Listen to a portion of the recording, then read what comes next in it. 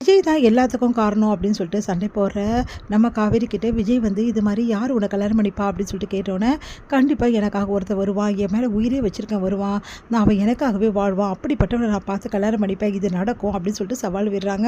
அதை கேட்ட விஜய் வந்து கண்டிப்பாக நடக்கும், நீங்கள் சொல்கிறது மட்டும்தான் நடக்கும் அப்படின்றாங்க. அதை கேட்டு நீங்கள் சொல்கிறது எனக்கு புரியலையே, கூடிய சீக்கிரம் நீங்கள் புரிஞ்சுப்பீங்க, நீங்கள் இப்போ சொன்னீங்க பாருங்கள், எல்லாத்தையும் விடுங்க, இந்த நிமிஷம் சொன்னீங்கல்ல உங்களுக்கு உங்கள் மேலே உயிரே வச்சிருக்கணும் தான் கல்யாணம் பண்ணுவீங்கன்னு சொல்லிட்டு, கண்டிப்பாக அது மட்டும்தான் நடக்கும். உங்கள் மேலே உயிரே வச்சுருக்க ஒருத்தர் தான் நீங்கள் கல்யாணம் பண்ணிப்பீங்க, உங்களே உலகமாக நினைக்கிற ஒருத்தர் தான் நீங்கள் கல்யாணம் பண்ணிப்பீங்க, இந்த சவால் கண்டிப்பாக உங்களுக்கு நடக்குங்க, நான் சொல்கிறேன் அப்படின்னு சொல்கிறாங்க. என்னங்க நீங்கள், நான் வந்து உங்களுக்கு எதிராக பேசுகிறேன், நீங்கள் என்னென்னா என் சவாலை வந்து ஓகேன்னு சொல்கிறீங்க, அப்புறம் சவால் விட்டு என்ன பிரயோஜனம் அப்படின்னோட, நீங்கள் விட்டது சவால்னு நீங்களே நினைக்கிறீங்களா, அது சவால் இல்லைங்க, நீங்கள் சொன்னது 100% உண்மைங்க அப்படின்னு சொல்லிட்டு போகிறாரு. அதை கேட்டு வந்து காவேரி ஒன்றும் புரியாமல் யோசிக்கிறாங்க.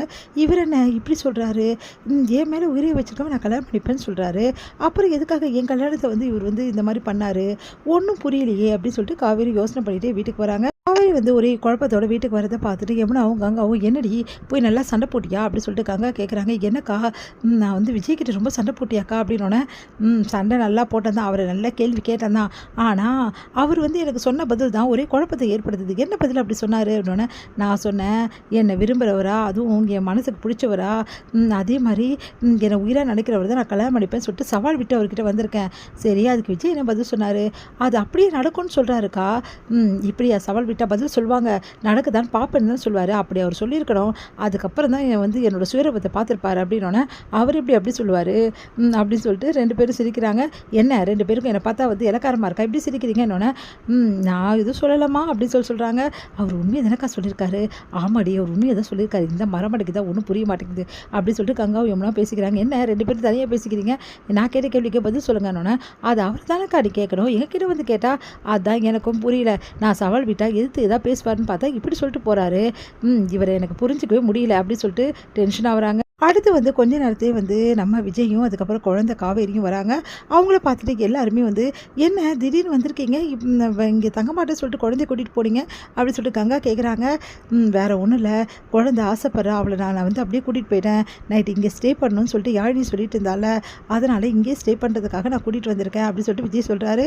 அதை கேட்டுட்டு மாப்பிள்ளை என்ன அப்படி சொல்லிட்டு சொல்ல வராங்க. உடனே வந்து காவேரி இருக்கிறத பார்த்துட்டு, என்ன தம்பி திடீர்னு விட வந்திருக்கீங்களா, ரொம்ப சந்தோஷம் தம்பி அப்படின்னோடனே, என்ன நீ இருக்க மாட்டேன்னு சொல்லிட்டு கிளம்பிட்ட, அம்மோ இப்போ வந்து வந்திருக்க டேடி கூட என் டேடி தான் சொன்னார், இங்கே இருக்கிறதுல அவருக்கு எந்த பிரச்சனையும் இல்லைன்னு சொல்லிட்டு இங்கேருந்தே நான் ஸ்கூல் போகலான்னு சொன்னார், அதனால் நாளைக்கு நான் இங்கே நைட்டு யாழினி கூட தூங்கிட்டு நாளைக்கு காலையில் ஸ்கூல் போகலான்னு சொல்லிட்டு எல்லா ட்ரெஸ்ஸும் எடுத்துகிட்டு வந்துட்டேன் அப்படின்னு சொல்லிட்டு காட்டுறாங்க.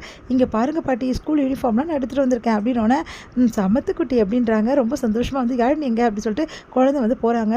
உடனே வந்து என்ன நீங்கள் தானே குழந்தை இங்கே இருக்கக்கூடாது கூட்டின்னு போனீங்க, இப்போ என்ன கூட்டின்னு வந்திருக்கீங்க அப்படி சொல்லிட்டு காவேரி கேட்குறாங்க.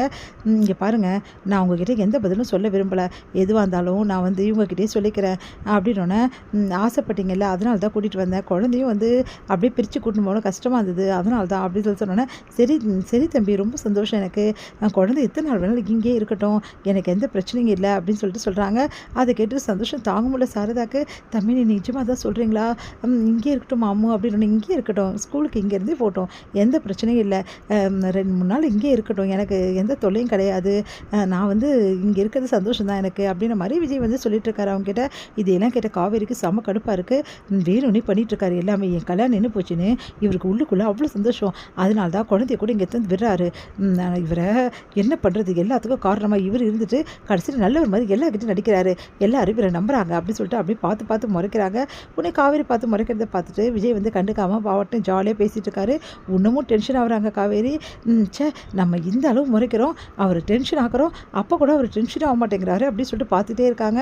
இங்கே வந்து சாரதா வந்து ரொம்ப சந்தோஷமாக வந்து விஜய் கூட பேசி அரட்டடிக்கிறாங்க. அதே மாதிரி யமுனா அதுக்கப்புறம் கங்கா எல்லாருமே விஜய் கூட சகலமாக பேசுகிறாங்க. இதை பார்த்து வந்து இன்னும் டென்ஷன் ஆகுறாங்க நம்ம காவேரி.